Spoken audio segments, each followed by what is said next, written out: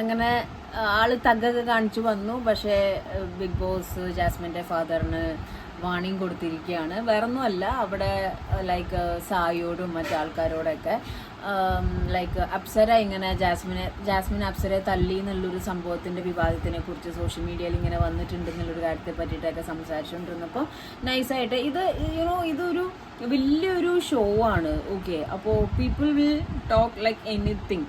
അപ്പം അത് നമ്മൾ തന്നെ, ഇപ്പം ഞാൻ തന്നെ ആണെങ്കിൽ എനിക്ക് 101% ഉറപ്പുള്ള കാര്യം ഞാനത് വീഡിയോയിൽ ചെയ്യുമ്പോൾ ഉറപ്പില്ല എന്താവുമെന്ന് അറിയില്ല എന്നുള്ള രീതിയിൽ ഞാൻ സംസാരിക്കാറുള്ളൂ. പക്ഷേ ചില ഇത് യൂട്യൂബേഴ്സ് ചിലവർ വന്നിട്ട് ഇങ്ങനെ തല്ലിയോ അല്ലെങ്കിൽ ആ ഒരു പ്രൊമോയിൽ ഇങ്ങനെ വന്ന് നിൽക്കുമ്പോഴൊക്കെ തല്ലുന്നു എന്നൊക്കെയുള്ള രീതിയിൽ നമുക്ക് സംസാരിക്കാം.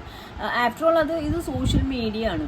അപ്പോൾ ആ ഒരു സംഭവത്തിനെ പറ്റി പുറത്ത് ഇങ്ങനെ ഒരു സംസാരം ഉണ്ടെന്ന് മറ്റു കാര്യങ്ങളൊക്കെ ജാസ്മിൻ്റെ ഫാദർ അവിടെ അകത്ത് സംസാരിക്കുകയും അതിൻ്റെ ഭാഗമായിട്ട് വിളിച്ചിട്ട് ഇതിങ്ങനത്തെ ഒരു ഷോ ആണ്, social media is real life is entirely different എന്നുള്ള രീതിയിലാണ്. സോ അതുകൊണ്ട് അങ്ങനത്തെ കാര്യങ്ങൾ സംസാരിക്കരുത് എന്നുള്ള രീതിയിൽ ജാസ്മിൻ്റെ ഫാദറിന് വന്നപ്പോൾ തന്നെ ഇതിപ്പോൾ ശ്രീധുവിൻ്റെ അമ്മയ്ക്ക് കിട്ടിയ വാണിംഗ്. അത് കഴിഞ്ഞതിന് ശേഷം ഇപ്പോൾ ജാസ്മിൻ്റെ ഫാദറിനാണ് കിട്ടിയിരിക്കുന്നത്.